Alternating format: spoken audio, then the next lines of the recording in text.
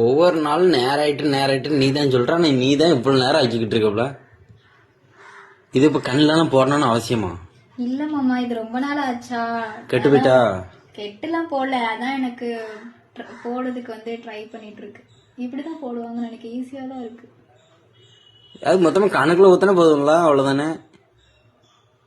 கண்ணு நல்லா தெரியும், கருப்பு கலர்ல இருக்கும். நல்லா இருக்கா இப்போ? என்ன பண்ணிருக்கேன்னு எனக்கு தெரியல. ஃபர்ஸ்ட் இப்ப நேரம் ஆயிட்டா நேரம் ஆவலையா? நேரம் ஆயிடுச்சு மாமா.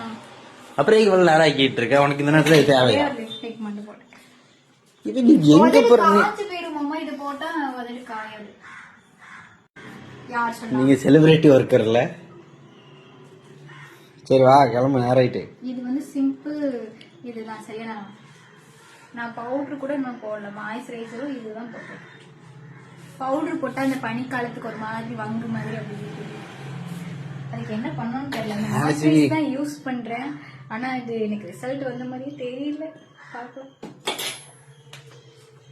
எனக்கு கல்யாணம் படிக்கும் போது 5 ரூபா பவுடர் வாங்கி மூஞ்சில போட்டுட்டு இருந்தேன்.